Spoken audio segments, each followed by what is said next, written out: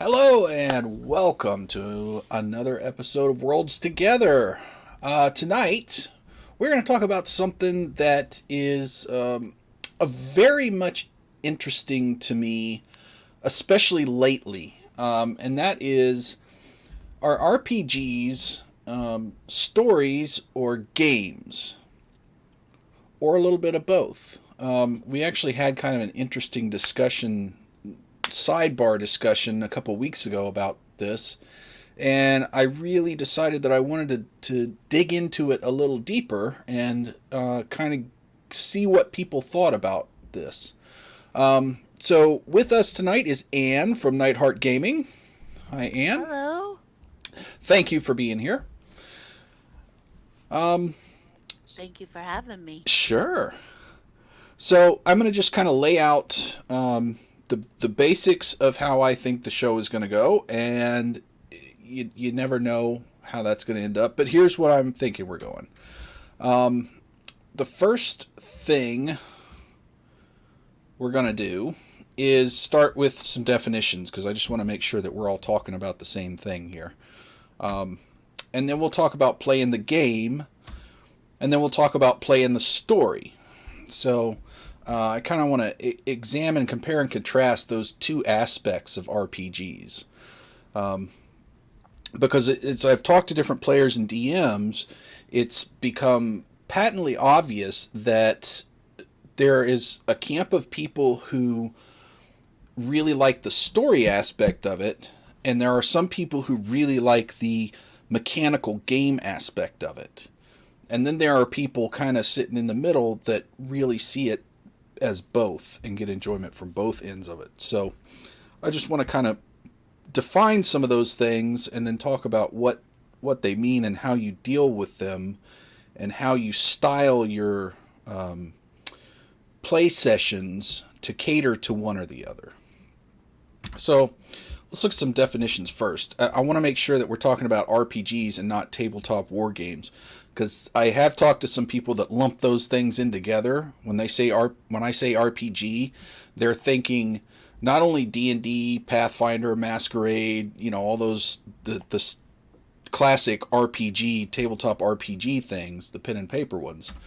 But they're also thinking about things like Warhammer and 40K and Malifaux and those tabletop skirmish war games that are, big clumps of armies moving around with rulers and rolling dice and stuff.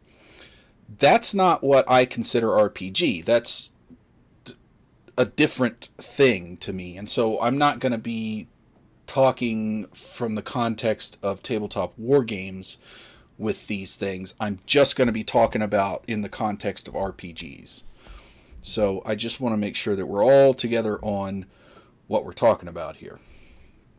Because to me, tabletop war games are very different things. They're more like board games than they are role-playing games to me. Yeah, I'm not sure. I've never played that. I don't even know if it is. Well, it's got aspects of RPGs. For instance, like Warhammer and 40K Warhammer was originally an RPG, like a competitor of D&D. It was a British version of D&D almost. And so the Warhammer and the 40K stuff came up from that, and it's got a bunch of lore behind it, and it's got story to it and stuff. But when you're playing it, it's more about moving your armies, and it's more of a tactical battle simulation than a Hmm. story game. So, Yeah, I've heard about like all the books. Like it's a big deal to read all the books that are related to uh Warhammer. right, yeah, Yeah, yeah. yeah. And they've made And movies about it and all kinds of stuff, 40K movies, and oh, it's really? I didn't know. yeah. I mean, like straight to video and Netflix type things, but still, and they're not badly produced movies. Yeah, that makes me curious. I got to see these. Yeah, and they're fairly well done. But Uh-huh. yeah, I mean, not winning any Oscars, but for a straight to DVD type thing, they're pretty good. But anyway, those games is not what I'm really talking about here. That's not the context I'm trying to frame this in. So I just want to make sure we all understand where we're talking. So first, let's talk about D&D as a mechanics game. If comparing it to like board games and other things, look just at the mechanics and stuff. So let's talk about playing the game. So first off, there are a set of rule books. There are rules that are a framework for D&D and other RPGs. So one of the things that, there, like D&D has core rule books, three basic core rule books: the Dungeon Master's Guide, the Player's Handbook, and the Monster Manual. And really, if you're going to DM, you really need to have access to those things. If you're going to be a player, you really only need access to the Player's Handbook for the most part. But those are basically the three things that have all the essential rules for D&D as an RPG game to get you going. So what are, I guess, Chat and Anne and others in the cosmos, what are the best books to have for D&D specifically besides those core books? Specifically, what you do. Can you say that again? Other than the core books, those three core books, what do you think are the best books to have for D&D? There are none. I mean, there's, like you can do all the add-on books, Xanathar's Guide, Mm-hmm. all this Sword Coast Adventure, but that's story. So some of them are story, Right. right? But then they have those supplements that have more rules, more subclasses, and those are great too, Mm-hmm. and really can expand your game. I have them all. Oh, sure. Yeah, I've most. I'm missing one or two, but most of them, yeah. There's Yeah. And because I'm more of a story-driven person, Uh-huh. I have a hard time thinking like this, and so Yeah, you know, you're talking to another story person. yeah, It's been nice to have Frank because he likes both. He's one of those middle guys who appreciates both and both types of players. yeah, and yeah. So I was kind of hoping Chat would chime in too, and kind of give, if any of them are enjoy the mechanics of the D&D, Uh-huh. what that kind of means to them. So until they do, Right. we'll just forge ahead. Well, I can talk about I've seen some of the players I've played with who these are people I play with, not people who yeah. So that's Frank. Frank is chatting there about how he likes the mechanics. And I can think of some of the players I like, they like to figure out all, like the min-max type thing. And how do I make this character as powerful as possible? Right. And I've also seen them try to do that within their story arc too. And it's interesting, but when it comes to building characters, because I play a lot. I play a lot more than I DM. Um, I have been moving a little bit more towards the min-max feeling sometimes. Mm-hmm. But I try to make it come from the story when I level. So if I'm playing and I'm like, dang, this is lame, like I keep missing the person, Right. then I'm gonna add, more strength or dex. Right. Or if I'm thinking, oh, I'm dying all the time, then I'm gonna add more con, right? Right. And I try to make it story driven, but it really is strategic. And I know some of the people that I play with, Rain Over Pebbles and Fairy Bar just showed up, and I know like Right. Rain Over Pebbles really loves the mechanics of games, and Hmm. I think in some ways maybe else, and maybe he can speak up about possibly where it's like I lost my thought. Ha! Well, where the because I mean, one of the things you were saying is something I've seen before with the people that are really hardcore mechanics. The game for them, the fun for them, is trying to figure out how to optimize the rules Right. and how to I'm gonna get. It doesn't matter what I roll on a d20. I'm always gonna win because I spent all my time optimizing this stuff, and Uh-huh. that was the game to them. The game is more Right. about optimizing the rules than the story, which fine. I'm not Uh-huh. saying there's anything wrong. It's just not how I do it. No. No, and it sounds like it even sounds like that's how it was played when Gary Gygax started. He's like, let's just throw some stuff in there and let's like work the rules. Hmm. Yeah, and I'm Uh, my and suspicion is that it started a little more at the tabletop wargaming arena than it did at what has become like the RPGs as we define them tonight. uh-huh. Chat, please chime in. Because both Terrain Noob and I were saying that we come from a place of story, and we're starting off by talking about mechanics. Right. Uh, So we're trying to learn from other people because RPGs. I mean, it is a game. It's right in the name, role playing game.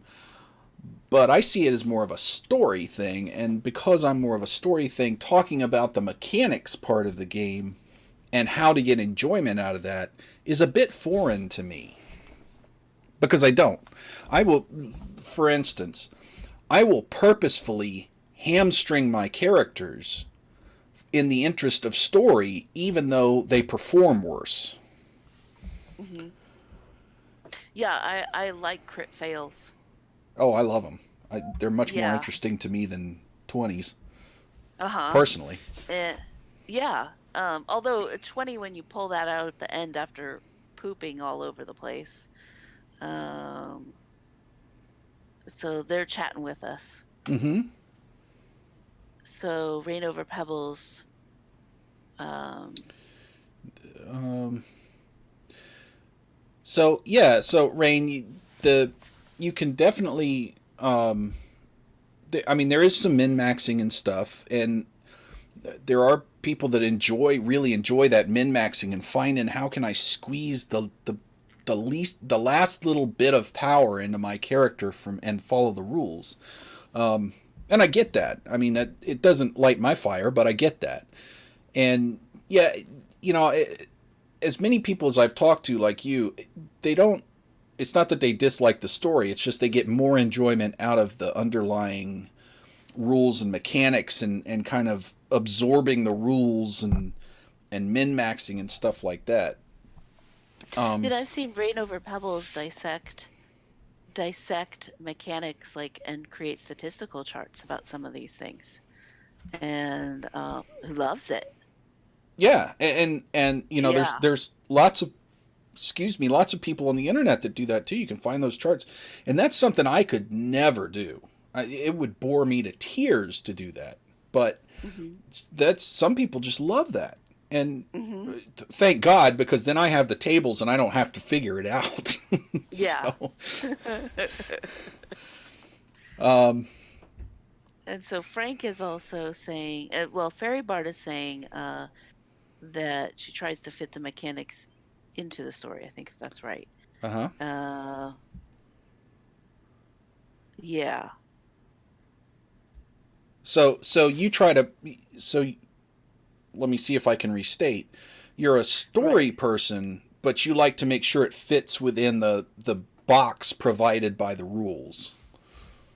I've seen like Fairy Bard will, as I've played with her, where she'll take Magnificent Mansion of Firelight, Oh, both of those.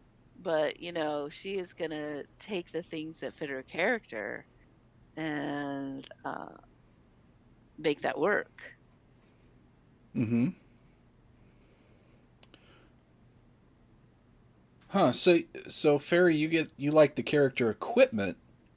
That's something I've never really thought Thought of about. that's kind of a mechanic, isn't Yeah. that? Like she's talking about how many pairs of clothes, how many books. So she has her magnificent mansion has a menu, Mm-hmm. it has a floor plan, it has all kinds of things. So it's almost like the mechanics of her story. How many candles do they carry? I love uh, it. how much does their holy relic weigh? Um, I so let me ask you this: for you mechanics people, do you enjoy playing with the encumbrance rules? Because personally, I hate them. I never play with encumbrance. actually like encumbrance. It Okay. might surprise you because I like story. Um, but because I want to be realistic, Uh huh.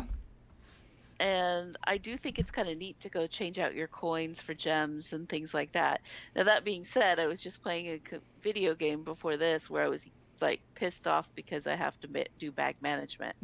Yeah. But I don't find like in D&D games that bag management is an issue. Right. I don't know. I I don't know if other people find that. and I get the reason for encumbrance. It's not that I don't like the idea of encumbrance as a rule set.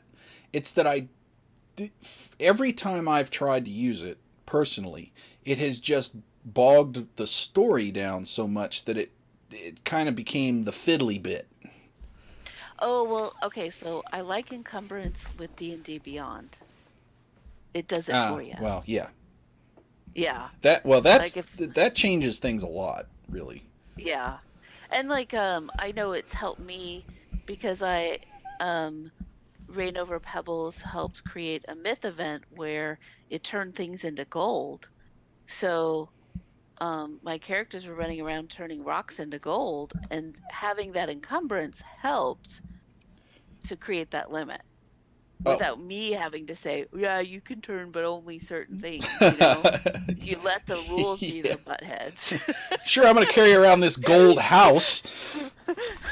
Right. Hello, Doc, a flock of flame. Hey, Daka, how are you doing? Um, You're right, Fairy Bard, about the container part. Yeah, yeah. they need to add that. But I mean, if I put something in a backpack in real life, it doesn't reduce the weight. It may Yeah, but redistribute the weight, but if you put something into a bag of holding, well, you basically have to turn the weight to zero, yeah. which you can do. You can do that on D&D Beyond, but then that goes into the minutia. Oh yeah, put a cart in your inventory. It adds it like you're carrying it. That's That hilarious. sucks. That's a little backwards. Oh, that's so funny. So how everyone feels about encumbrance. And Yeah. Daka Flock of Flame, feel free to chat with us. Yeah, 400-pound card on your back. Yay, guys! We just got this cart so we can carry more stuff. Too bad it's so heavy we can't take it. Oh boy. Well, and that's I do get some enjoyment from the rules when you run into just silly situations like that can be funny, and bring humor to the table. I mean, it does nothing for the story, but it's good, funny moments at the table. So, Well, it's like when you come across loot where you get 3,000 copper. And, you know, are you going to stick that in your bag? No, you leave it. A lot of times you leave that because of encumbrance and because it's kind of silly. I don't, cause no encumbrance. I'm taking the 3,000. So you play WoW. Yeah, Yeah. yeah, and it Yeah. well, and that's there's the bag management, and that is just makes you want to put a fork in your eye. But I get, and most video games have some type of encumbrance or bag space management system that you have to deal with. Right. So I get it. I just don't like it because, or I don't like playing with it on because I don't. I get more out of the story than I do out of the mechanics personally. Hmm. So Yeah, I guess it's funny, but yeah, I do like encumbrance. yeah. Well, I Yeah. mean, and I get it. I mean, I understand. Like the examples you brought up are good reasons why you'd want to use something like encumbrance to kind of constrain players from doing something that's so ridiculous that it just couldn't be done, and then you have to railroad them with rules. Yeah. So yeah, I mean that it makes sense. Yeah, Daka Flocka Flame likes the size weight restrictions, but also the players want to keep it basic. So Yeah. yeah. So how do you from the mechanics people? How do you make the mechanics part of the game fun? What is fun for you?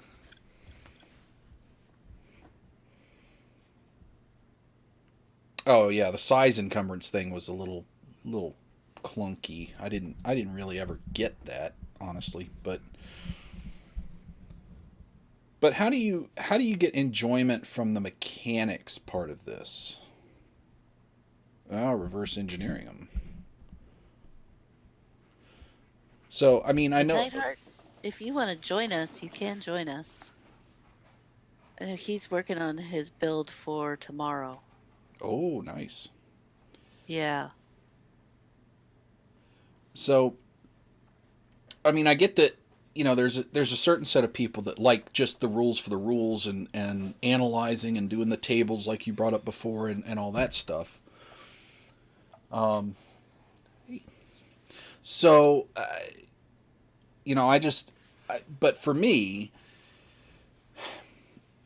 I've read all the books and I enjoyed reading the DMGs and the player handbooks and the monster manuals. I enjoy just sitting down and reading them and stuff and looking through them and absorbing the rules. But when I'm playing at the table, I don't really want to have to think about the rules very much. And I mean, I guess part of that is having played enough to where I know the rules well enough that I don't have to think about it very much. But I there are people that want to, let's take a 15-minute break and look through the DMG and find this specific situation and see how you're supposed to adjudicate that properly, right? Yes. Yes. Those people, that's not a thing that I would find fun, but I know there are people that find that fun. So I'm just wondering if that's a thing that you guys I in like chat might. so I like the results of that, but I don't like the process of that. Mm, Like I can think of really great game examples where, like for example, my druid cast um so like tidal wave right. on um on elemental fire elementals. And so Frank sat down and did the I think Frank and Rain Over Pebbles sat down and did the equation for that and came out with like how much damage it did. And it was incredible because they figured out the gallons per D6 and blah blah blah that a tidal wave would create. Oh my And goodness. I think that's interesting. I think the actual product of it is neat. Whereas like if I'm rule of cooling, which I do a little bit more of that, unless I have someone in my ear who can give me quick responses. And a lot of times in my ear I have Frank uh or I have Rain in my ear, then I can just go with what they say. But um, but yeah, I like the results of that. I like there was another thing that was done, like, when someone drops a certain amount of feet, well, how many feet are in a mile and how many, like that kind of thing. Right. Like, Yeah, I can see that being interesting. But for me, if that were to happen during a game session, it would make me crazy. Yeah, I agree, Nightheart. why? Because I like the story more. I feel it distracts from the game a lot, and I take breaks and I lose interest, and then start painting at the table. Yeah, and But it, that's casual games. That's our casual games. And of course, none of this would happen on stream. right. Well, that yeah. I mean, there's a different level of complexity when you're streaming, because you're having to think about entertainment for the audience too, not just entertainment for you. Hmm. And I mean, it seems like from what I've seen streamed games and what people watch and what is popular and what I've talked to, is that people who watch the stuff don't want to see rules explanations really, unless they're watching a tutorial video on how to play D&D. Yeah. So I mean, that you have to take that into account too. But yeah, Nightheart, the DM is to, keep the story moving for me, and then I do like to go and learn after the session, how should I have adjudicated that. Let's look at the mechanics and see. But that's not something I personally like during the game. Yeah. Well, I can get bogged down by really simple rules and they confuse me sometimes. And I am fine with people afterwards saying, "Hey, you kind of adjudicated that wrong. This is how to do it." But I'm unlikely to look it up because I've forgotten it. Right. So, Right. but yeah, but I know if someone is like, "Wait, I want this to happen and let's look at the rules," I'll do that with them. Right. On stream, like a lot of my ladies don't know their spell and how they work, Mm-hmm. and they'll sit there and they'll read it verbatim, and I'll stop them because it distracts from the play, and I'll say, "Just a sec, you do your things, and I'll read it and then rule on it real quick, Yeah. or tell them how to make it happen."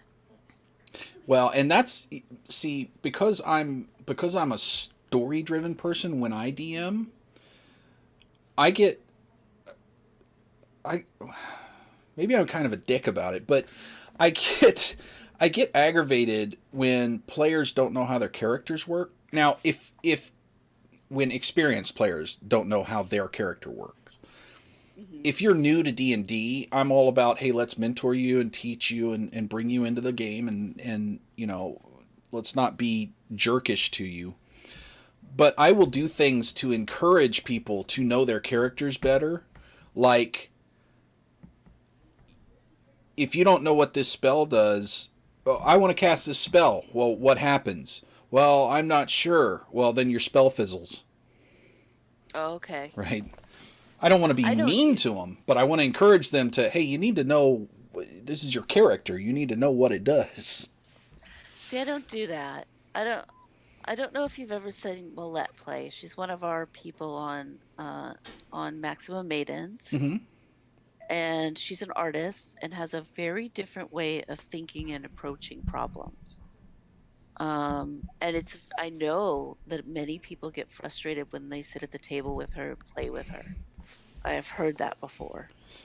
But Frank and I have tried to nurture where she can do whatever she wants because, um, first of all, we want her to feel powerful, Mm-hmm. and second of all, we want her to have a good time, right? And also say, like, think out, because she thinks outside of the box. We want to reward that thinking out of the box. So she'll say something like, "I grab a wolf, I hit it, I throw it over my head and hit the wood wolf next to it." And from that, like Frank has taken that and just made the rules apply. Sure. And And that's what he's talking about with the like mechanic part applying to the thing. And I've had to do similar things. It's like if she crits, then great, she's going to hit them both. yeah. Well, and that's what a good DM does, I think, is they know the rules well enough to adjudicate weird situations like that without having to go and look up all the different rules that could apply. Or nerf their imagination. I don't want to nerf their Yeah, imagination. absolutely. Yeah. And I didn't want to come across as being too harsh with players. And I have a lot of patience with players, especially new ones. I've got my kids playing, and Right. trying to You're teach like, them and go to stuff. your room. Right. Go to your room and learn You your don't spell. know the name. You don't know how this spell works. You're grounded. Yeah. But but what I try to encourage them to do is to think about it as a character that don't think about, well, you have to roll this saving throw and my DC is and this is, well, what Mhm. happens? Well, this big gout of flame comes out and there, burns this thing, and DM, you have to roll a DC 20 saving throw. Yeah. I like to be more descriptive, but I also like to keep the story moving. So if people start getting bogged down in especially in battles, which is Uh-huh. where things always get bogged down, but I'll try to say, I'll let some of it go, but at a certain point I start saying, all right, you got 6 seconds, go. All right, Uh-huh. next person's turn. You missed. Sorry. Just to get kind of that feeling of, oh gosh, I better start doing something. We're in trouble here. We gotta, you know, to kind of get emotion back involved in it. But maybe that's me. I think that's you. Although, because um, what I will say that might happen at higher levels. Because right now, like on the stream, they're fifth level, but when they start to get into eighth or ninth level, they start pulling out where the druid's going to be running 6 animals, running herself. The wizard has the familiar running around and all that. I am going to have to figure out a way to make that quick, because if somebody's turn takes 3 minutes, which it does when you're in high levels, it's a drain. Yeah, and that's one of the other things that I was going to talk about too. Is like, and we'll skip ahead to it because we've kind of covered some of this other stuff a little bit, but preventing that battle slog, because Mm-hmm. battles are notorious for being like, Mm-hmm. we can cover 4 months of story and then a little battle happens and it takes 5 hours, Yeah. you know and Yeah, I then know. it's how do you balance the mechanics and the story to prevent it from feeling like, oh my god, can we just be done with this? Yeah, and I often feel that way. Um, I think people who are more mechanics driven, it's what they're waiting for, right? Mm-hmm.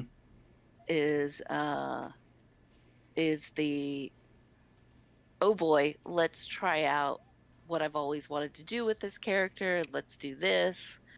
Um, and let's see how it goes, right? What I have learned and what I've been trying to do is every single time that it's my turn, I try to describe how I'm feeling or what I'm thinking or make some snarky comment in the middle of battle or something like that, and role play while doing spells. And that has helped make it more interesting to me. Yeah. So it's more like you're watching an action scene in a movie than you are rolling a bunch of mechanics. Yes, yes. And like what's been fascinating, so Frank's Dungeons and Dramaturgies, he came out with, our rule is that we have to explain what we're doing.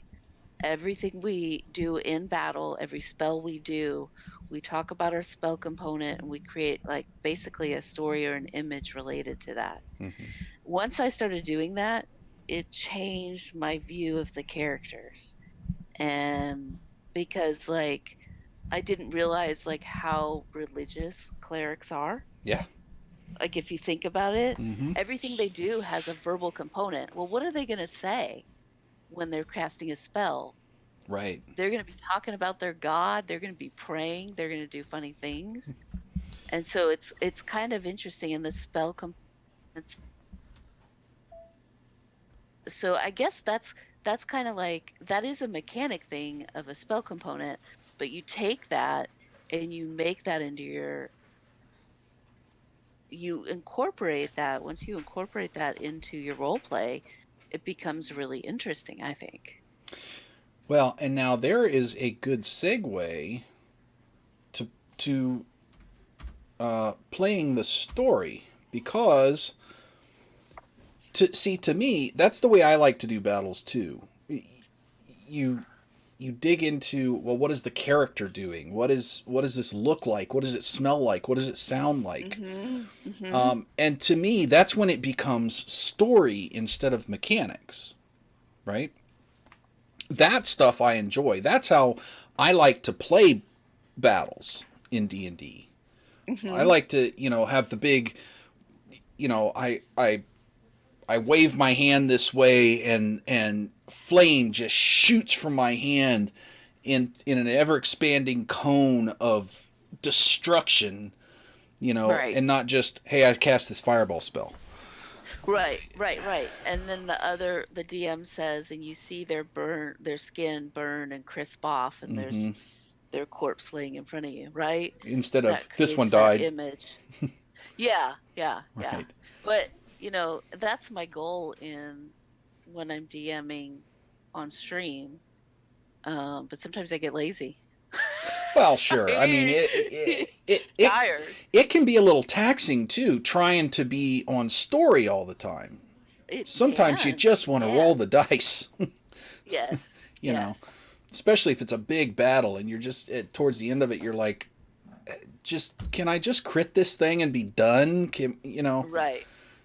The battle was fun, but my gosh, it's going too long. So even on the story side, that can get kind of taxing.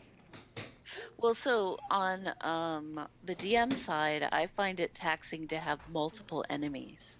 So when you're running like 15 kobolds, or you're running like three bugbears, a goblin, a giant, and this and that, and then your turn comes up with the bad guys, and you're spending 30 minutes running those bad guys. That's not okay. No, no, Yeah. that gets bad. DACA, yeah, your players always wanted you to describe everything in detail. 20 times someone did a couple points of damage in a fight, it got mentally exhausting. Yeah, I could see that. Yeah. Never thought of making my Yeah. players describe things. Yeah, and that's a good point. See, when I was Hmm. learning to play and when I was starting to DM and stuff, I would try to do all the descriptive work and all the stuff, and here's how your wizard works. Here's how your barbarian works. That's just exhausting for a DM, and it's really not Yes. necessary. What I've learned to do is say, all right, you're in charge of your character. You know how your character works. You know the spells. I don't. You tell me what's going on.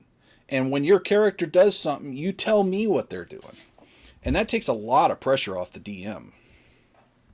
It does. I will say though, it does take it. I like it, and I do that definitely.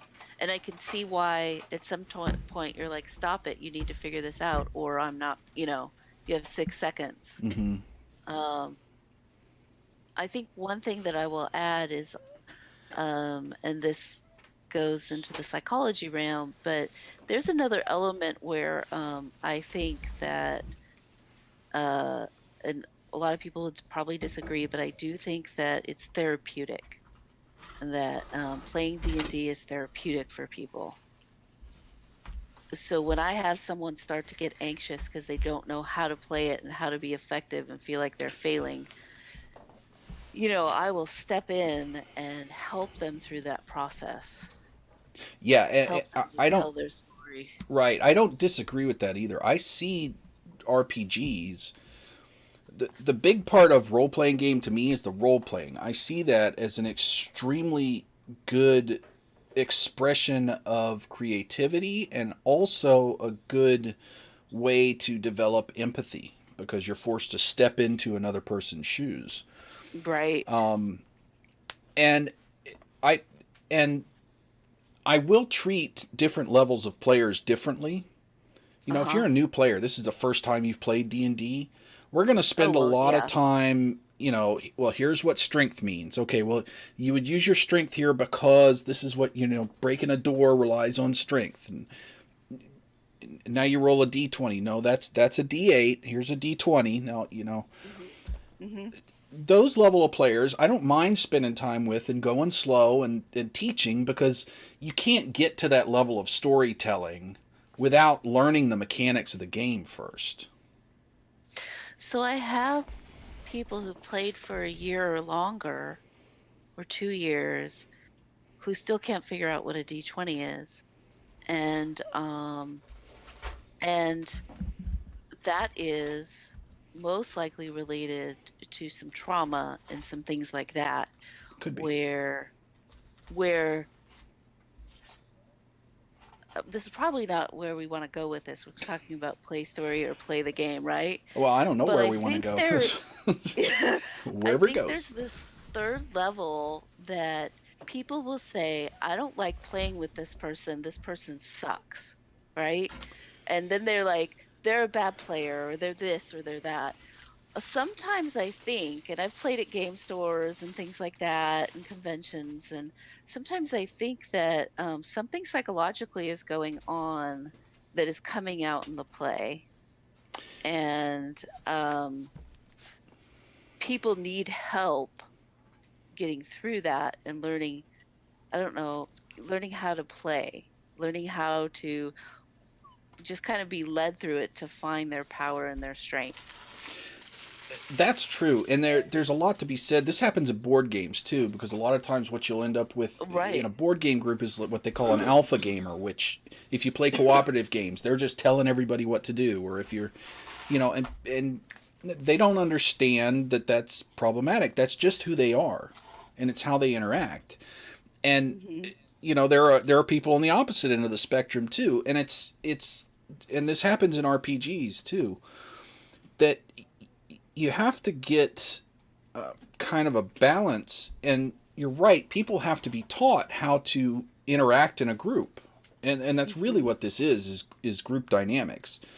Oh, it definitely They is. have to be taught how to do this, and this is a great way to learn that. But there are some Uh-huh. people that don't have the patience for that, and so you kind of, if you're going to use this as a forum to help somebody along with that, I think it's fair to the other players to have players that are patient enough to do that too. I or accepting that more is going on, which is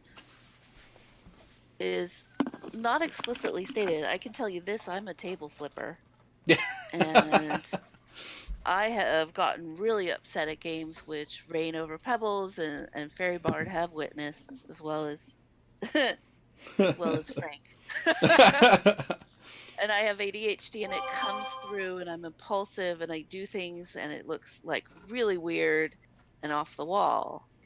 Um and I'm still learning how to communicate that through the game. Yeah, Nightheart Gaming can confirm.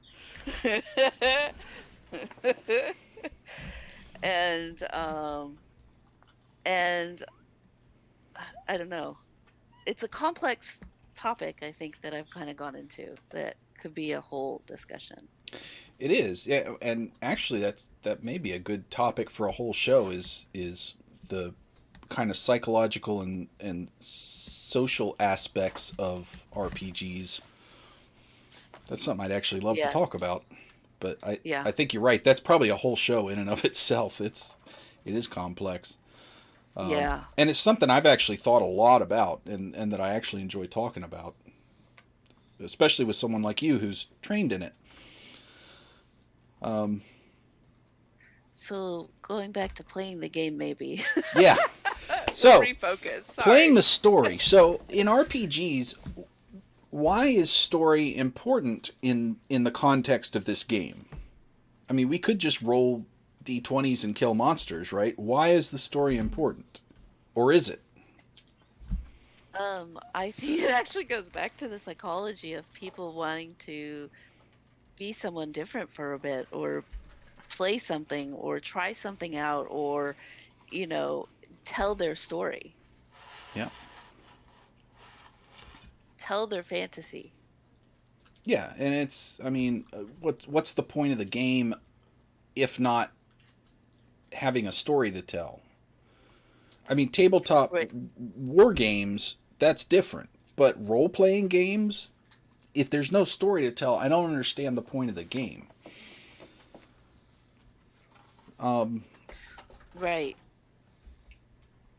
So when you're playing the story as a DM, you've spent all this time coming up with this story, especially if you do homebrew stuff. You've got this story, it's supposed to unfold this way, you've got all these grand plans, and the players aren't playing it right. How do you keep from railroading the players with, well, okay, there's an invisible wall here, an invisible wall here, so you have to go down this path. You be humble. So, yeah, I was railroading in the beginning. This is something I really struggle with. And I've been having to give them control and or let them appear to have control. Like I've stopped taking terrain off the table because they felt they were being railroaded by pre-built terrain. Mm-hmm. Um, they're the so there's this feeling like as a DM when I first started, I thought I was telling a story. Um, and I'm not. And they are. And that's been a really hard lesson is I'm just their sounding board to create their story. I'm their setting, I'm their place to sound things off of, to push back on, to create their story. Right. And I think, honestly, I can't think of a DM that I've ever talked to, watched, or played with that hasn't started as I'm the storyteller. Yeah. I think that's kind of the mindset of every DM when they start, just about, because it's something that's kind of foreign to us, to most people, Uh-huh. that, this Right. ensemble storytelling thing, unless you're trained Right. in acting, that's just not a thing that you do. Right. I mean, it even well, actors, they're telling someone else's story. Mm-hmm. They don't unless they're doing like the improv movies, they're like Waiting for Guffman and that dog movie. I forget the dog movie. That's all improvised. Mm-hmm. They have a setting and the actors improvise their story and then that's their movie, right? Right. But movies are someone else's story. I don't know when do we create something like this? Right. Collaborative story writing is collaborative story creation is what this is, not just collaborative storytelling.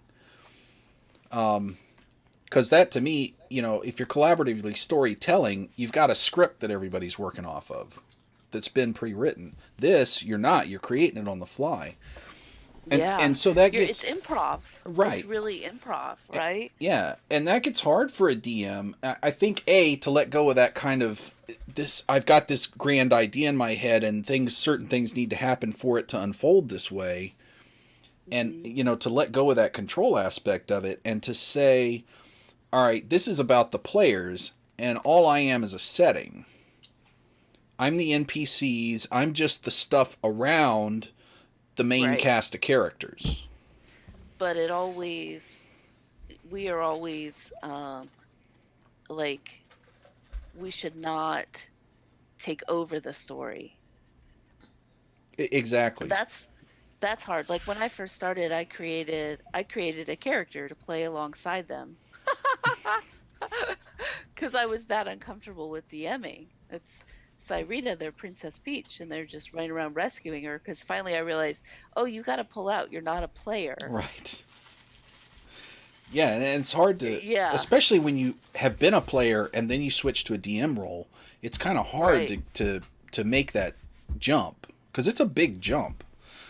Yeah. Um, And there are millions of things that you have created that they are not going to find out. They're not going to exactly. care about. And but you create it so that you know when someone says something how to respond, Right. right? Yes. And that's, I think, Frank, you're right. That the DM needs to be a servant to the Hmm. to the game, really. they're not. I have a. I'm starting to have an issue with the term game master, simply because it it kind of has this connotation of rulership when it's really Mhm. not.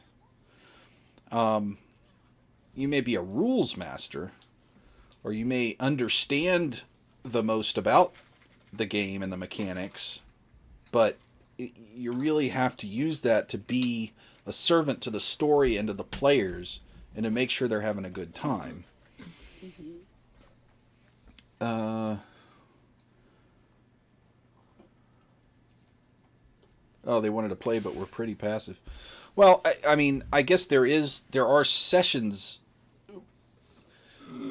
There are people that are like that, but I don't think that they Yeah, there really want are. to play RPGs as much as they just want to hang out with their friends. You Yes. know, and Yes. hanging out with your friends is an important part of RPGs. Not, I'm not trying to dismiss that, but dungeon moderator. There you go. I like that, Frank. Yeah, that That's is a good name. that's my new word. I'm going with that. Yeah. Stealing that, Frank. I go by Dungeon Mistress. There And you go. mistress is it's a funny word because it unlike master versus mistress is actually two different definitions. Yeah, that has other Uh connotations. it does, and I think it actually kind of applies in some ways because you're Yeah. still being that servant type role. Right. Exactly. Yeah. Although, I mean, it does have the S&M quality to it, but then Well, still, yeah, it's the still whole if 50 Shades of you're Grey thing. still if you're a sadist, the sadist viewpoint is that you're doing it for the submissive, Yeah. and so it still is this funny power switch that you play. Right. Which is, from the psychologist point of view, a lot of the point of role playing is to see the other side of things anyway. Right, right. So, and I actually like that with when I play characters. When I'm a player, I try to make characters that are very different from what I am, but are like people that I have known, so that I can kind of explore what it's like to be these other people. Hmm. Let's All right. see. What So, is that one? how do you Let's see. use NPCs to help the story, but not to railroad or interfere with the players? Good question. So stories are flavor and set the tone for where they are, right? So if you're creating if like I love to create towns, I think that's where my players are happiest is when they go into one of my towns and they love discovering the people there and what's going on, the sporting events that people are into, the this, the that. And I think they're your they set the cultural tone for your area. Make that Mm-hmm. make sense. Like Yep. they're the social reflection of the area. Yeah. Oh wait, what was the original question? I'm Well, how do sorry. you use NPCs to help the story? But I think you're Yeah. kind of hitting on it. That it's, I use them as a way to get exposition in there without just being a narrator, because that gets a little Mhm. boring sometimes.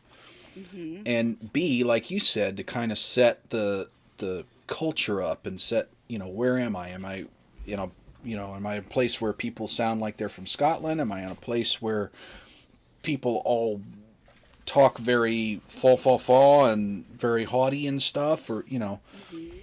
Mhm. and it does do a lot to immerse the characters, because if the point is immersion and you're trying to get into this story, you're not going to have in your world, you're not going to have some random voice narrating things floating over you.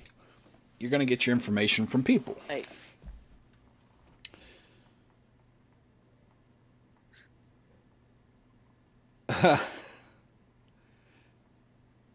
Yeah, yeah.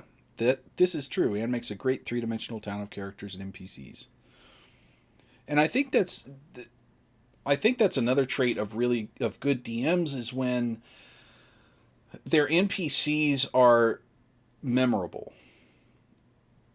That players come away and say, "Oh, you remember that NPC? You remember that guy in that town, George, that helped us with the thing and the stuff? He was awesome." Hmm. You know, Yeah, he's a dragon. They're gonna find out later. right? Oh, oh no. So as a DM, and Frank, you brought up something in one of your comments. I think that I just want to hit on a little bit. That you have players sometimes will start to judge the work that you've put into it, especially without understanding the work you put into it. And if you've never DM'd before as a player, they should it would be nice if they understood the massive amounts of work that DMs put into prepping for sessions, especially when they're doing homebrew stuff. And I mean, DMs should be celebrated, but they still have to be servants to the story. And it's a fine balancing act, and it can be really frustrating when players don't acknowledge the fact that I'm stomping all over this guy's hard work and being a jerk about it.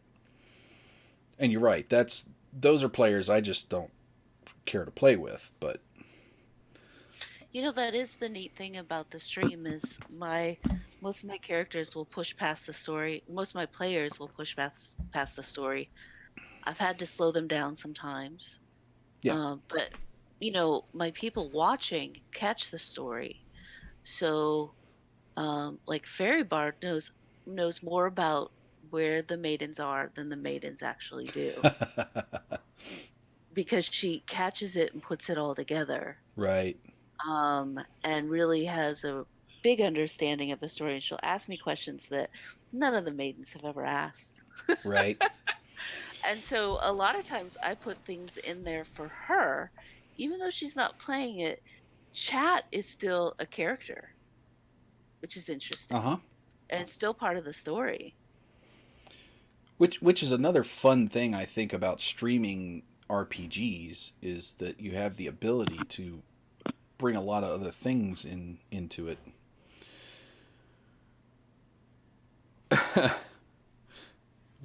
Terrifying with her knowledge retention. And I put Easter eggs in for Fairy Bard. Like the Pringlemancer? Well, that would be when she plays your game, you're going to have a Pringlemancer. Oh, absolutely.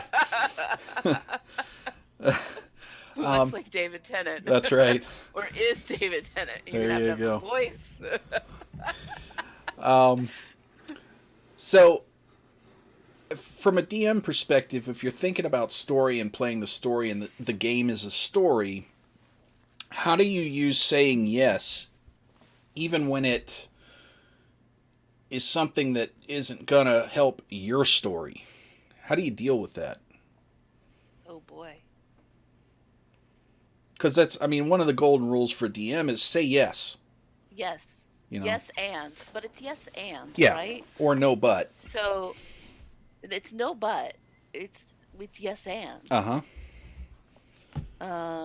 There's no, but. No, you're stupid. Yeah, they are right.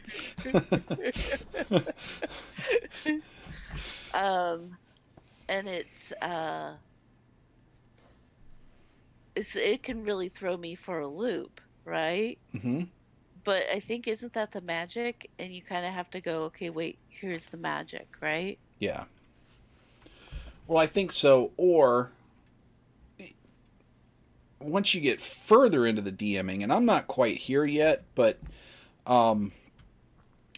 there's a concept of knowing the world well enough. This is why when you build your worlds, you build them way bigger than anybody's ever going to see, because when they go off the beaten path, you have to make sure that your responses are consistent with everything by knowing the world around them well enough. Yeah, There are people who just kind of build things on the fly. Um, Mm-hmm. I feel more comfortable knowing everything around, or at least for me, everything is based in the goddesses and the giant story that they don't know, or the history. Mm-hmm. And if I know that, then I can create everything from there. Right. Um, but Like one of the things I've yeah, heard is, as a DM, if you know very well the creation myths of your world, uh-huh. then you can explain almost anything to a player that happens or that they do that isn't something you planned for, because Yeah, you can kind of formulate it from that creation myth. yeah. I've seen Frank do that. Yeah. But I think you have to have some kind of background or basis in your world to start from to be able to do Hmm. that well. Right. So like in your world, for example, where you have your plan is to have that lich do the spell that creates this massive chaos in the land. Mm-hmm. And it sounded like inanimate objects being animated, right? Right. That's going to inform kind of like the physics of your world, right? Exactly. The Yeah. magic, yeah, and who these people are. And so if they come into a town, how did this town react to that? Right. Or why is this? If depending on where the players are in the timeline, where the setting is, what in the world is a chair doing, wrapping its arms around me when I sit down on it? This shouldn't happen. Hmm. But I know, the players don't know, but I know where that came from. And so if they start exploring the questions around that, I can come up with answers for it. Right, right. So, and we already touched on this in the playing the game part, integrating the battles into the story. How do you make the battles less mechanical and more story driven if you're going the story route? Yeah, we kind of did, but I feel like that still is a very difficult thing to do. Mm-hmm. And also, like the easy way to create an adventure is to do a battle. It's harder to do puzzles or other to it might for me. It is harder for me to do like a puzzle or a creative solution to working things out. Oh, I I think definitely that's agree. where sometimes I do no but, because they go in there trying to resolve things. And it would be great if I can be more flexible there and say yes and that Right. it's not just a battle, that they can find a way around or they can find something else to do. Exactly. Yeah, I completely agree with that. Battles are kind of the easiest story mechanism Uh-huh. in the D&D context, because the rules are so well written out for that scenario. Yeah. And You're it's one of the right. least You're right. sandboxy parts of D&D, really. Yeah, it's I was like, how do you do a mystery? And I'm looking at the D&D book on how to do a mystery, and it's a much smaller section of the D&D book. Right. Or how do you do a puzzle, or how do you do this, or how do you do that? These are tiny sections compared to how to do an encounter, Right. how to do a fight. Yeah, that rule set is very fleshed out, but I think that's because that's one of the very few places in D&D and a lot of other RPGs where you can have a very fleshed out set of rules, because that whole sequence of events is very mechanical at its core. Mhm. Whereas interacting in a town or having a mystery to solve, those are all very fluid things, and it's hard to write rules for those. So yeah, you know Yeah. when you're coming up with this stuff, especially if you're as you're learning to DM and progressing through the DM levels, it's it's easier to take a battle and turn it into a story than it is to Hmm. try to create a story without a battle in it. Right. Right. Is that kind of what you were saying? Yeah. Yeah. Yeah. I think it's, yeah. All right, so on to one of my favorite parts of the story thing in D&D and why I like D&D rather than writing a book, why I prefer that is improv. So Yes. DMs and players, I mean the whole thing is improv, right? Yes. So how do you get Yes. better at that? What things do you do to get better as a DM and a player at improv? Oh boy. Yeah. I think one of the things is there's kind of just learning to roll with it rather than control it, right? Yeah. And I'm on like some of the forums and stuff, and there's a lot of DMs who want to control that. And I don't know that that's a learning thing. It's just more of like self-awareness. If you can get self-aware. I think self awareness is a big part of this. Yeah, and so like I've had to roll like because of how the myth affects the world and the story, I pull things out of my butt, which is why it's a really loony thing. It's really like random because I don't, you know, which is why they're turning rocks into gold, which is why people become barrels because it and then turn into pirates. Like it's really weird. And so because that's my way of thinking, that's why the world has myth and why it's so wacky Mm-hmm. because it's how I think, right? Yeah. Well, and that's I like that. I also like the fact I love sitting down with different DMs and playing in different campaigns because some DMs are funny, some are serious, some are really good at storytelling, some are really good at telling jokes, and Uh-huh. it's nice to get those different flavors of things. Um, So how do you what's your approach to this? well, one of the things that the best thing for me to help with the improv of the storytelling is to know my world really, really well. Yeah. It Um, goes right back to that, right? yeah, it really does. Because, and the other thing to help with improv is to read a lot and watch a lot of movies, read a lot Right, of books that are right, in that right. genre so that you kind of understand the tropes that happen in these genres of books and or genres of stories and what kinds of Mhm. characters there are and to really to learn and take courses and watch videos about writing because that really helped me a lot too. Like that course from can't think of his name, Brandon Brandon Sanderson? Sanderson that I told you about a couple weeks Yes, ago. I started watching. I That started watching. It was great. yeah, that has helped me so much with improv and storytelling. But he wasn't coming at it from a perspective of D&D. He's a novelist, Right. which is a little bit different, but it's all storytelling. So there was a lot of things in there that really helped spur imagination for me. Have And you ever been to an improv show? I'm oh sorry, I yeah, interrupted. no, that's okay. Yeah, I absolutely have.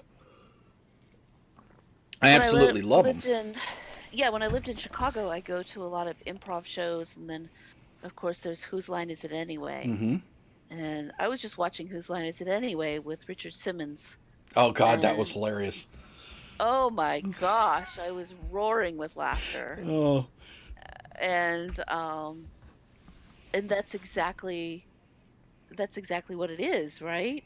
But the rules create some of the structure mm-hmm. for that. But um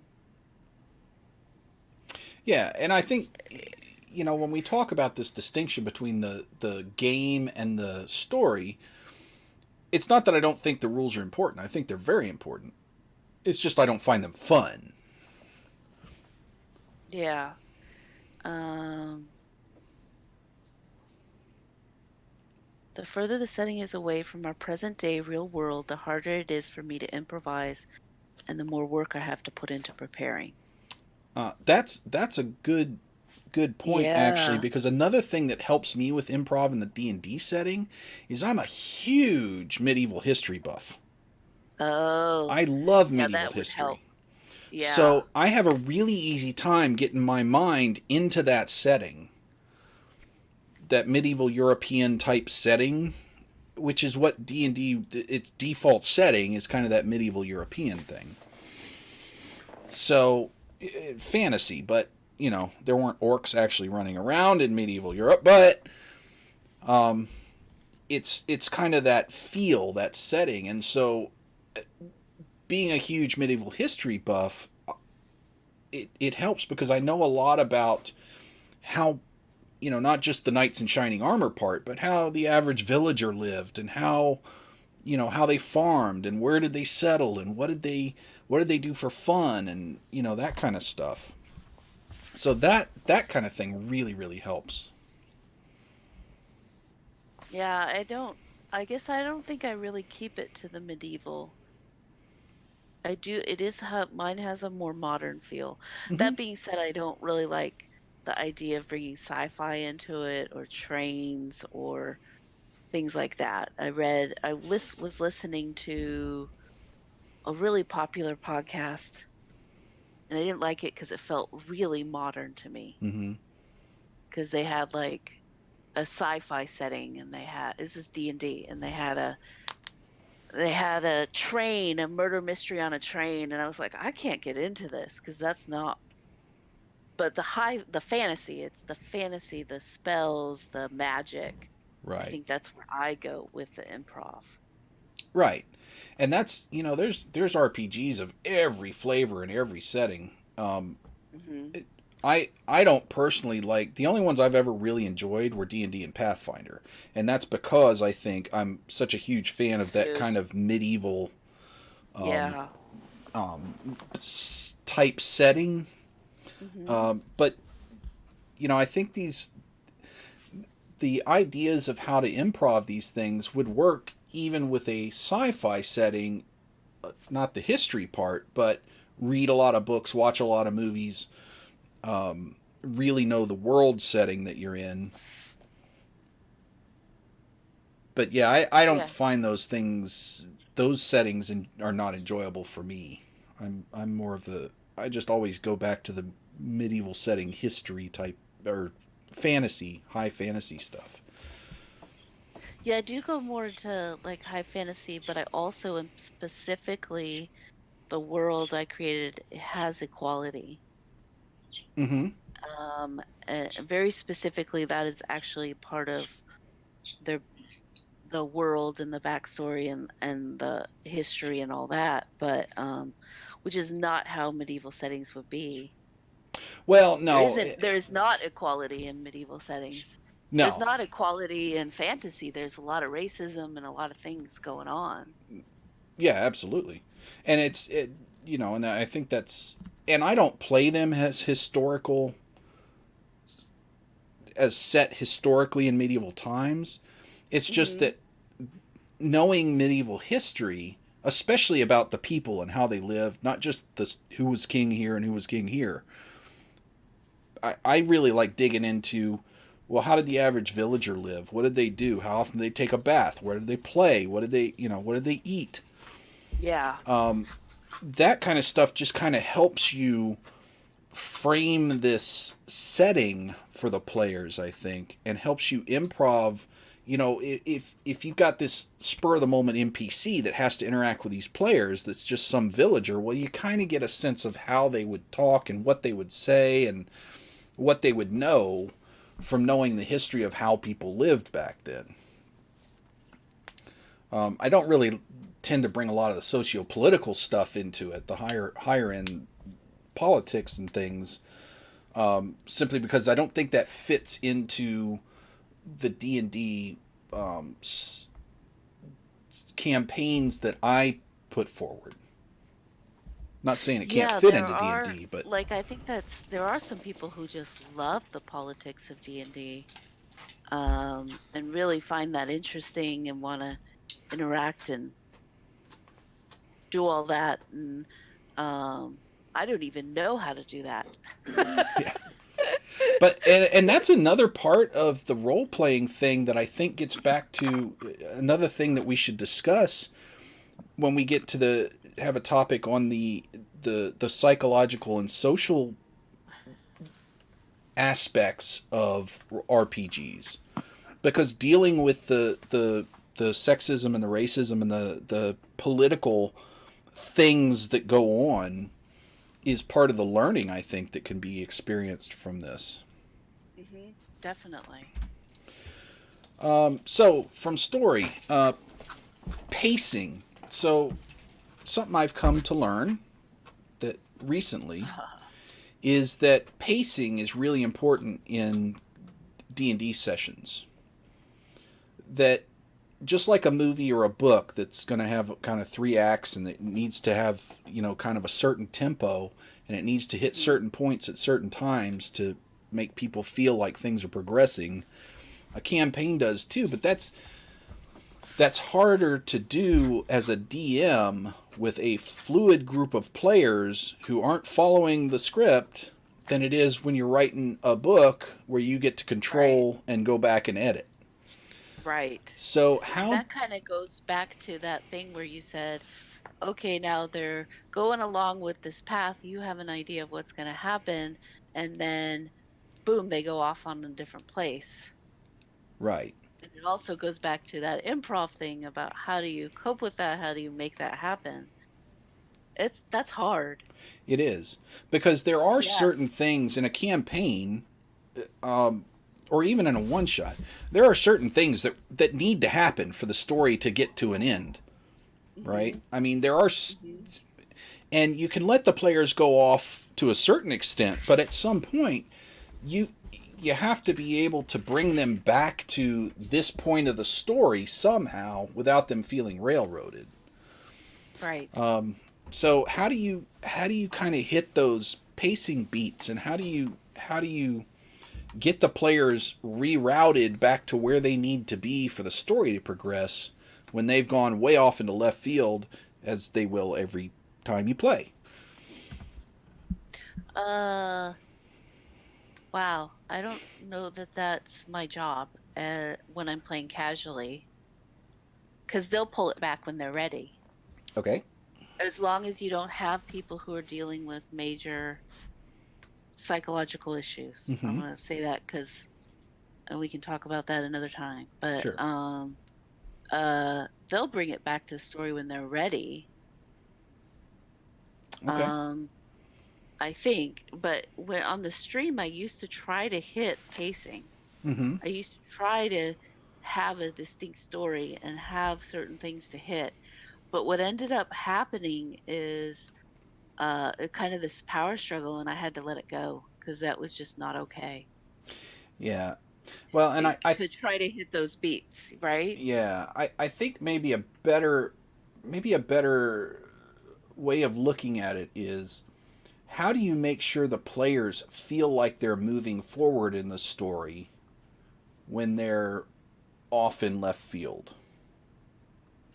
Oh, you have them do checks.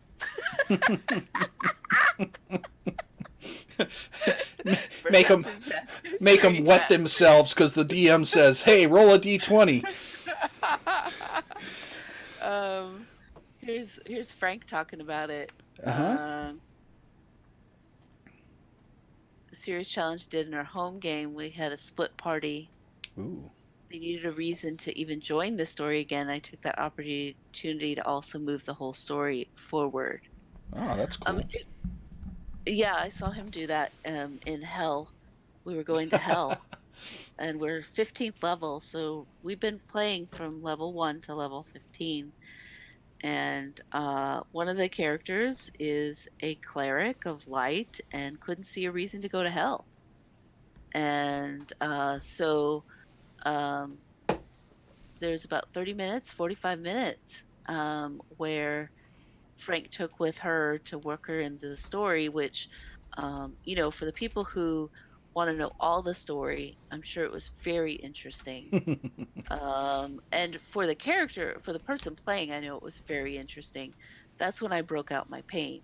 Right. But um, but I was having my own issues that day. So, but pacing is funny. Like I have done party splits. Like, so I did something where I needed to add something because a new person came into the mix, and I needed to have something where their goddesses got involved. And I actually did something really odd where I had the characters. I don't know how people felt watching it, but the characters were in a bar telling them what happened while they were actually playing what happened. Wow. I And think my brain just exploded. yeah, yeah. Um, and that was to make sure I hit certain plot points. I think you can do it all creatively, and it comes back to knowing your world. And I don't know if I'm answering it.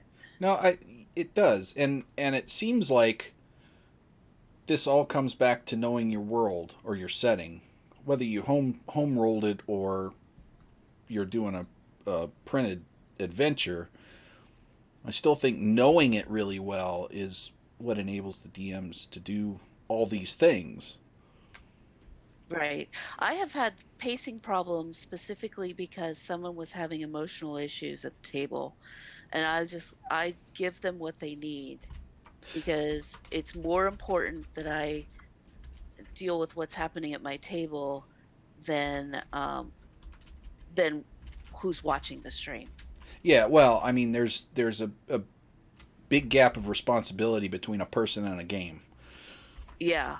So I yeah, if So I would say if anything, pacing is the one thing that I kind of put to the side, have had to put to the side, or mhm. else I'm having power struggles. And I don't know. Interesting. Yeah, and they probably pick up on my cues, I would imagine. Um, I think if they're not having emotional issues. Right. Well, and that And I will say streaming makes everything more emotional. it does for sure. You're more Yeah. on. The senses are kind of heightened when you've got a camera in front of your face. You can't escape. Right. You can't go to the bathroom. You can't go get a snack. You can't pick your nose. You can't, Yeah. it's just you got to be thinking all the time. Right. So, all right. So, the next little topic, and we kind of mentioned this before, but exposition, because this is an issue with novels too, and movie scripts and things.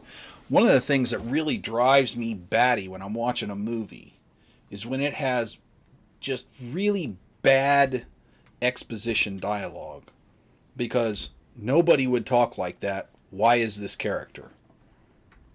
Right? The Yeah. bad guys don't really monologue. they Right. they just shoot you, right? They don't give you They half shoot an hour you, to figure out a way out of it. and then you find their journal later. Right. Yeah. So so when you're dealing with and RPGs, they take a lot of exposition. It's all theater of the mind, and so the DM has to explain what's going on. You don't Hmm. have the luxury of the mediums of a written word or a movie screen, right? Right. So you have to do this exposition, but if you're doing good story, you don't want to make it the things that drive you nuts in books and movies where why is this person saying this? This person wouldn't say this. I got to get the information some other way. So how do you do that? And it can't all just be this NPC tells you this and this NPC tells you this, because that's kind of dumb too. So what's kind of the balance between just doing narration and giving them information and exposition through NPCs? Okay, so first of all, I have failed on this before and I'm still working on it. But then I think what I have done is I have a book reader in the group, and she's a sage, and I give her books that I've written about the world. And you'll see her reading on the stream. She's actually reading things that I've given her, and created books so that she ends up exposing the world in certain ways. Because she has a book on the goddesses and she has a book on the races. So every time she encounters a race, she can go to that book and reference that and then help guide the other characters. So that's, I think, how I've done a bit of that. That's clever. I like that. And so so she, and that works really well because that's her character, to know this stuff. And she role plays the F out of it. Like, she's really good at doing that. Oh, cool. So that's one thing that I do. Because the world is not completely Faerun and it's not the whole D&D, like the motivation and the things that happen to bad guys or not bad guys, but like bad so-called evil races and stuff might not be the same as in my world as it would be in another world, the D&D world. So then she can talk about that, and that kind of comes out. But I think it comes out through repeated play. And it just slowly comes out. And it is something I've struggled with. Like, I have this really big idea I want to do for a one-shot, and I can't figure out how to successfully do an exposition on my character of the bad guy. And I think the deal is that it's gonna get misunderstood. Because everyone misunderstands everyone. Right. Everyone's reality is not the truth. Yeah, because the way I see me is not the way you see me. Right. And so the way that you created the bad guy could be this really gray person with this really, like, this heart where, like, this is why they do this, and it makes sense to them, but it doesn't make sense to someone else. Right. And it all depends on who's watching it. What someone, like I said, like the way that Fairy Bard sees it is the way that very different than what the maidens see it. But she has more of the knowledge. The way that they view, like, even like we have to make sure that the miniatures that we put on the table have neutral postures, or else it ends up becoming an exposition, or it ends up messing with the narration. Right. Yeah, they should. So I have done things where, like, I try to get people. This is a real struggle for me in one shots. It's not a struggle in the larger story, but in one shots I really struggle with it because you got to get them motivated quickly to do something big. Right. And so they get a story before they even start. Yeah, Fairy Bard's the judgy farmer that I was talking about. So I will, like, for one shots, I'll create whole explanations, send it to them, tell them what I want from them, like where they're starting, what the world's like, all of that before they even start playing with me, because you got to hit the ground running on a one shot because you don't have limited time. Right. On a stream specifically. Yeah. And I think Frank brings up some good points too about the difference between kind of casual home games and streams. You have a time constraint there that's different between those Yeah. two things. And so that kind of Yeah. affects how you deal with narration and exposition. Right. So if you narrate, I can tell you that I will blank out because a narration is auditory Mm-hmm. processing, and my auditory processors do not work well. Yeah, I'm the same way. Um, yeah, and I have players like that.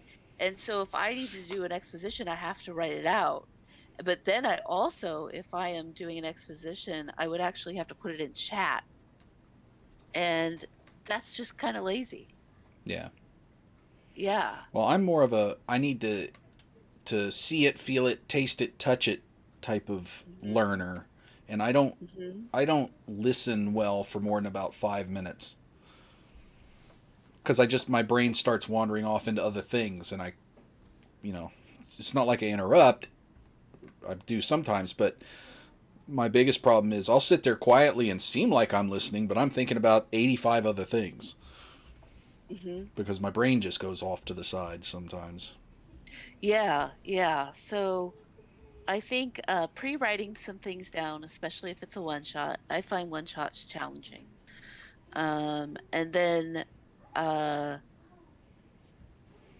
just letting it happen naturally, because your players are going to be asking questions, and they're Right. going to be wondering, and in your long campaigns, it will come out.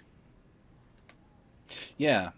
And I think, Rain Over Pebbles actually kind of leads me to a point that I think is interesting from a sociological perspective in the games and dealing with things like this. And that is the difference between how introverts and extroverts are going to deal with that information. Because, like, I'm a highly manifested introvert. And I was gonna say, yeah, and highly manifested introvert. yes, oh yes, What and does that mean? it means that I'm very far on the introvert scale. Not shy, Okay. but I'm very much an introvert. I'm not middle spectrum. I'm very introverted.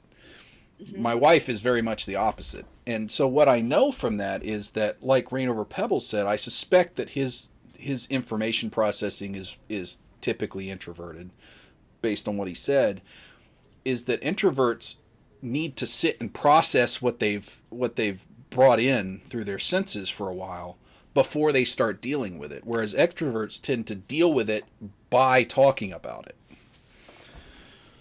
Hmm. So I'm an introvert, but I do process things by talking about it Yeah, see, I don't. I have and doing to. things. I mean, I'll talk. Like, I can sit here and have a conversation, but what's going to happen after this show is I'm going to go someplace that's quiet and think and process and that stuff. My wife, she, that's not how she would deal with it. She'd come and talk to me about it some more. Yeah, so I'm going to be doing both. But I'm going to be like, these talks are really valuable to me, Mm-hmm. because they've really been helping me think and changing my way of processing about DMing. Oh, yeah. The talks I've done with you, the talks I that I've done on Nightheart Gaming and then with Lord Kasumba have Mm-hmm. really affected my DMing and helped heighten it really quickly, which you have to do on a stream. Yeah. And so I actually need lots of repetition to be able to understand what's going on. When I played in Frank's Worlds and I only played in one game, I had no idea what was going on in the world. When I played in 5 of his games, I know everything. Yeah. Because the themes repeat. Right. And I think that's an important part, is that your themes keep repeating. Frank's told me over and over, he said, you can't just say it once. You have to be extremely obvious for them to get something. Right. Yeah, I think so. And they, and it's kind of interesting. Maybe I pick up on this because I've always been really interested in, like, group dynamics and Uh-huh. the sociology more than psychology. I think it's sociology really more, but watching how people react to the same situation in different ways and trying to figure out how to how to DM in a way that they're all gonna get enjoyment from this. That they will all have. Right. They may not all get enjoyment Well, at the same time, but they'll all have enjoyment during the night at some point. yes, that's the challenge, right? Right. You're DMing for different personalities, Mm-hmm. different levels of socialization, different mental health issues, and different uh, learning styles. Yep. The learning styles, I think, is really important. That is not like overtly discussed in D&D. Right. They don't talk about that. Yeah, that's But true. And I think. like, yeah, I am a I process through doing. Mm-hmm. I process through writing things down. You said you process through thinking about it for a while. Yeah. If you are sitting there thinking about trying to process what happened, you're not listening to what's going on at the table. So you end up, I think Rain Over Pebbles was saying that, forgetting or not, and missing things. Right. Yeah, that's like And I've noticed this when I'm reading a book, and this happens to me in long exposition things too. If it takes me forever to read, because I'll read 2 paragraphs and then I'll keep reading, but I have no idea what I'm reading because I'm thinking and processing the paragraphs I just read. So I'll have to go back and reread the ones after that. hmm And that's what happens with me with long exposition is that, I could listen to about 5 minutes of it and retain it, and then I have to start processing it, and so I can't hmm listen to the rest of it. right. So like do you do it where you just go blah blah blah blah blah, and then like I've done that before. I've gone blah blah blah blah blah blah blah, and then I've been okay. Here were the nuggets. Here's what I said, and I help lead them through it. I have to a point. A lot of times, what A, because I know I'm like this, I'll try to keep my narration to short spurts, Uh-huh. and then let the players do things in between those. I may have 10 minutes of exposition I need to get to them, but I break it up into little, 2-minute dumps over the course of an hour. 2 minutes a long time. It is, but Yeah. but I try to keep it in. Maybe 2 minutes is a little much, but I try to keep it, in short spurts, and I'm getting better at seeing when, not just from DMing, but from other things that I have to do with groups of people, seeing when people are starting to gloss over, and I need to stop and get them back involved and wake their brains up. Yeah. Well, so you said narration versus NPC interaction. The thing about NPC interaction is that's usually who they get quests from, right? Mm-hmm. And it's usually how people learn about things, but it's slow. Yes. NPC interaction is slow. They love it though, Yeah. because it's the part of the role play. Yeah. It's But more if you're fun. doing like that's where like a one shot, I want to just narrate real quick and get them on the way. Mm-hmm. But the good NPC interaction is where I need to get to, Right. and that's hard. And I think it's even with long form campaigns, I think there are times when narration is necessary that NPC interaction would just feel weird. But you're right in I think in that one shots require a lot more of that than long form campaigns do. But I still think it's necessary sometimes in long form campaigns. I think DMs just have to be cognizant of the fact that people aren't going to absorb more than 30 seconds or a minute of it before they start wanting to get on with something. Yeah, I used I think it's interesting because I you want to do the back and forth dialogue, but sometimes you just need to say, and after talking to them for 2 minutes, you found out that they're slave traders and they have three entrances and blah blah blah, Right. right? Yeah, and I think that And decision a then lot of read it times is quick. is just being able to read your players. I think It that goes gets back to pacing. yeah, it does. And I think it also goes to A, experience as a DM, but B, it's even better if you're playing with the same group of players for a long period of time because you get to know them better. And it's much easier to pick up on the nonverbal cues of, oh my God, I'm getting bored. Would you just let us do something? Mhm. Mhm. So, what are some of the ways that you build immersion when we're doing this whole story and role playing thing? How does the DM help build that immersion and get the players into their characters?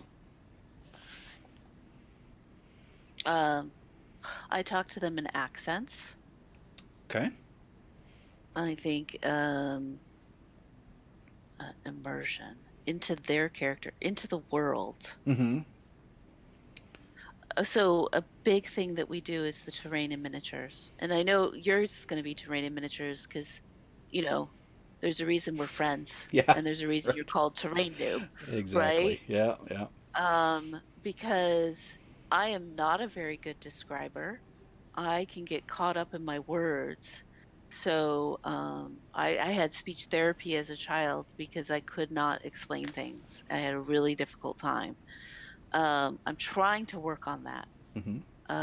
But yeah, as Nightheart said, description builds immersion. Well, if you don't have a description and you throw a room in front of them, they're going to say, "What's this? What's that? What's this?" Right?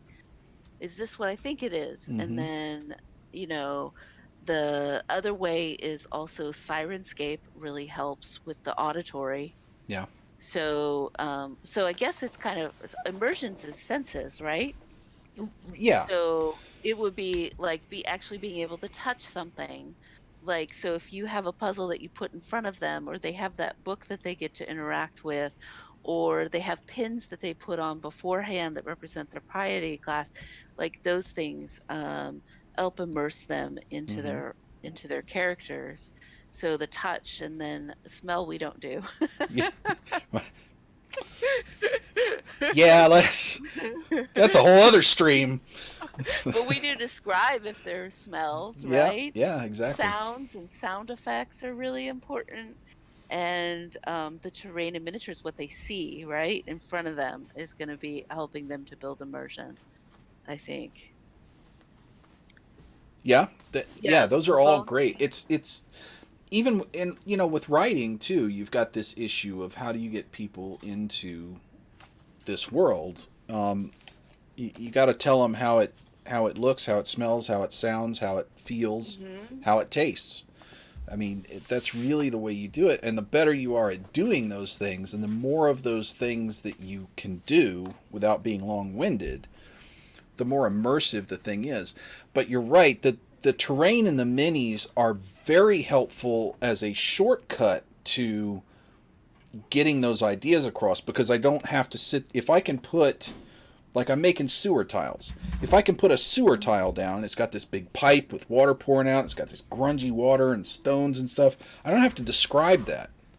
Here it is, you know? But then the other thing too is if you want to describe it, it's right in front of you and you can describe it. Right, So you actually have a prompt to help you to remember what it looks like. right. And, you can go into things like more particular things, like you see this, you enter this sewer and you see all this water like this and it smells like sewage and then you can talk about the things that you can't see or touch hmm and you hear the water kind of rushing past and dripping down from the pipes and you hear rats in the distance and so you can kind of I see terrain as a valuable shortcut to hmm a lot of those hmm descriptors.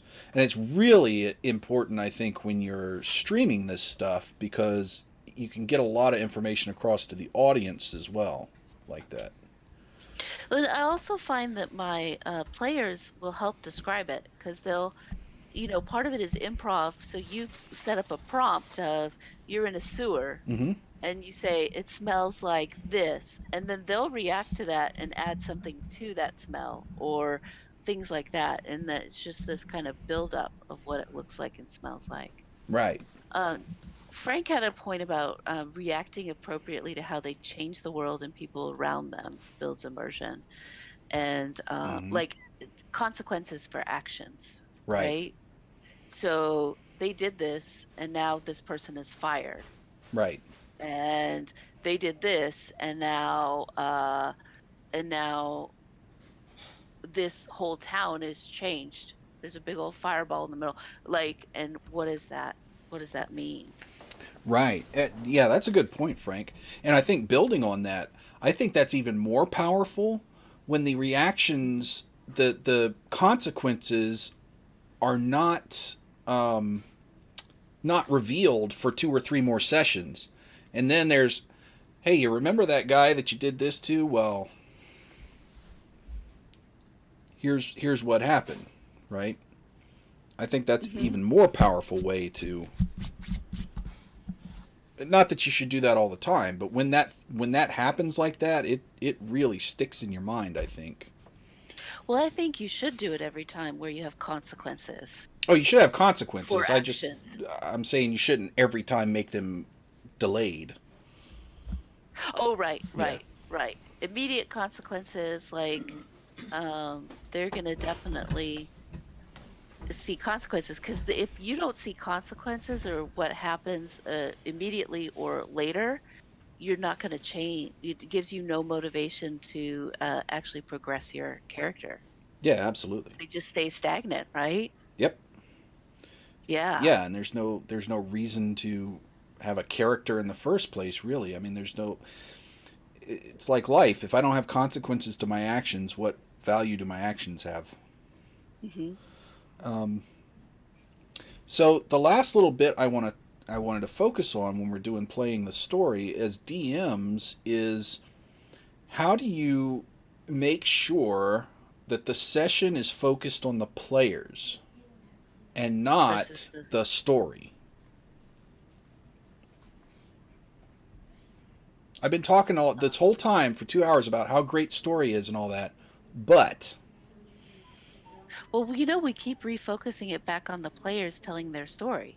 right, That's what we keep talking about. Like, I say, this stinks, and they say, yeah, it stinks like sewage, and then someone else says, yeah, like your butt. Like, I mean, like it evolves, and right, so yeah, so it does get focused back onto them if you're not a dick, right, exactly. and we don't want to be a dick DM. Right, or a control freak, or a, you know, and there's all, Yeah, yeah. and those are things that I think as you kind of level up as a DM, and I really do think you level up as a DM. You're always learning how to do things better, but there are kind of certain stepping stones I think to kind of leveling yourself up. I think the highest order DMs are kind of the ones that can do all this stuff, and that's certainly not me. I'm not that good. I'm a No, I'm not I'm either. a I'm a middle of the road DM. I can make it kind of fun, but I have lots of these things that I need to still think about and get past and work on. But make sure the archers target them first. Nice, Rain. Focus it down. Um, so I would say that this is out of game. Like when you're not playing, they'll come to you and they'll say, or even in game, "Hello, Shibi Dragon." You'll hear them say things like they're kind of their dreams for their characters, Mm-hmm. your backstory.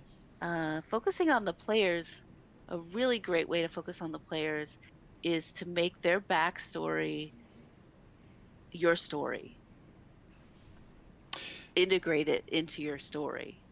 That yes, that's very Uh, very good, and I think one of the most powerful ways to make them feel like it's about them. yes, and so like, if you're focusing on the players, then I know if I have a town, for Lainey to be happy, she needs books, and there's always a place to find books. Mm-hmm. She never asks about it. There's always a place to find books wherever she goes, and to get more books. I know that Exosia needs to be able to feel naughty and have sex with strangers and things like that. So I make sure that there are bars or things like that, or plays where she places where she can do that. I know that Mabrix needs to feel like she gets loot or she steals something or she's being sneaky or something like that. So I have you try to that would be a focus on the players, but overall there's these arching stories where Mabrix is wanted in a town, and so is she going to go back or are people looking for her? And that's her backstory. Right. And bringing those things in, and it doesn't have to be complicated. Like the Hmm. campaign we're starting Sunday, I'm going to be playing a gnome, and he's left his village and gone to the city to learn how to do the things he needs to do to win the heart of a girl that he's fallen in love with back home. Hmm. If the GM brings that girl in at some point during the campaign and she shows up as an NPC, that's going to make me feel like the whole story's been about me, right? Right, right. You know? And it doesn't have to be complicated. She just shows up in a bar somewhere and says, "Oh, I didn't know you were going to be here," and has a 5 minute conversation. Well, now all of a sudden the whole campaign's about my story. Right. It's And you've gotten it means your character is important right, to the DM. It means that um the story is about your character. right. And I think at the end of the day, that's really what the DM's job is to make every player at the table feel like they're the most important character in the story. Hmm. And good DMs do that very easily. They do it consistently, and they can do it even with new players that they haven't played with before. To me, Hmm. that's kind of, and still keep the story going. Make me feel like I'm part of a story. Hmm. To me, that is the highest order DM. Um, but that's kind of the way I see the difference between playing the game and playing the story. I don't think any of them are wrong. I'm more of a story person. I like, when I sit down at the session with the people that I'm usually play with, I like for us to, it's like we're writing a novel on the fly. That's what I'm Hmm. interested in. I could care less if we never rolled a die. Um, My the favorite game I ever played was a Frank's game. It was a 12-hour game, and the combat lasted 30 minutes. See, to me, that's beautiful. It was beautiful. We went to the zoo. We did these political things. We went shopping. I mean, it was basically like in a town like Waterdeep, and it was the best time. Yeah, well, and I'm looking forward to this campaign because we're doing Waterdeep Dragon Heist, which is a whole lot of Oh, town stuff yeah. and very Yeah. little, a lot less combat oriented. So a lot more of the Interesting. story stuff. So I'm really looking forward to that, and I think we're gonna have a lot of fun with it. Are you streaming it? Yeah, yeah. On Sundays, Sundays at what time? we stream at Sundays at 3 p.m. Eastern. It And you're starts. the DM? No, I am not the DM. I'm a player in this one. I'll be Okay, DMing the campaign after this. okay. Yeah. So I get to be a So, player in yeah. this one, which is Cool. I fun. want to watch. Yeah, well, I'd love for you to be there. Are we going to open it to questions Yeah. So, chat, do you have any or questions thoughts? about the story versus the game aspects of RPGs? Campaign that focuses on one town kingdom at first. Yeah, Yeah. yeah.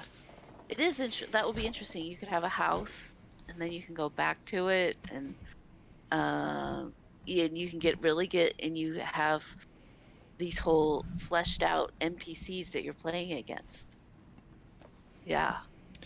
Yeah, I mean, I like a good dungeon delve once in a while, but I much prefer that stuff where I can, Hmm.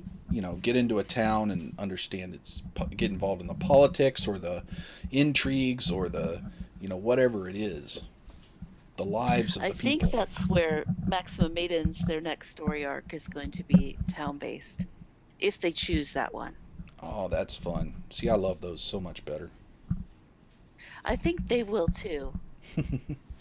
It's a nice break from the typical what you think of a D&D campaign as being, or a D&D session.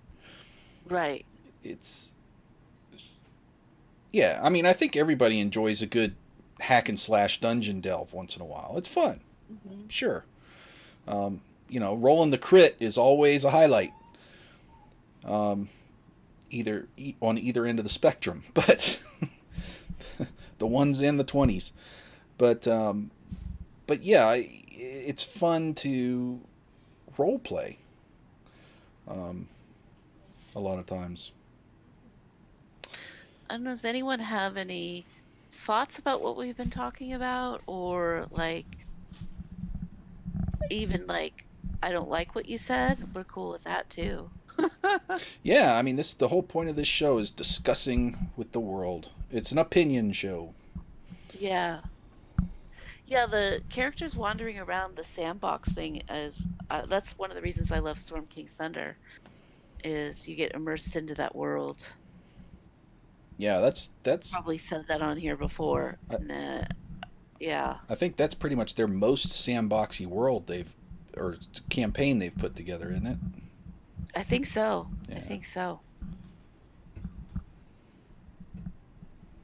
So, all right. Well, I had a tremendous amount of fun with this discussion. I think it was a real fun thing, and I really do want to have you back and to have a discussion about the psychology and sociology aspects of D&D.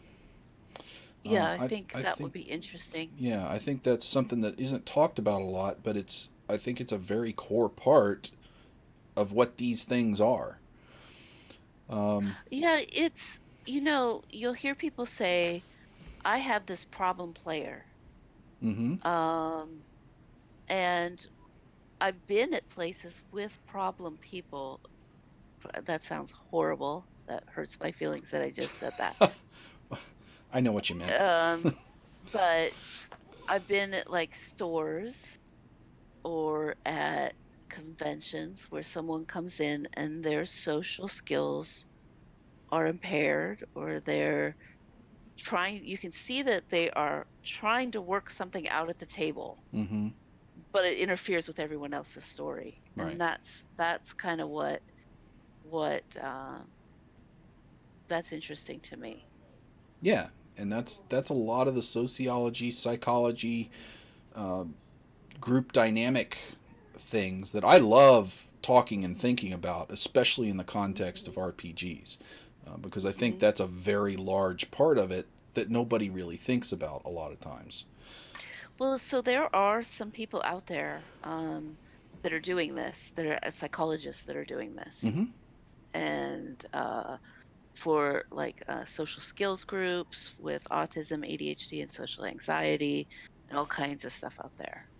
Yeah. So, hey, I'll talk with you offline about this. Maybe we can put together some a good little slideshow for an episode coming up to talk about this stuff, because I'm sure you Okay. know way more about it than I do. I just enjoy it and enjoy thinking and talking about it and learning about it. But I think that would make a great topic for a show. So, Hmm.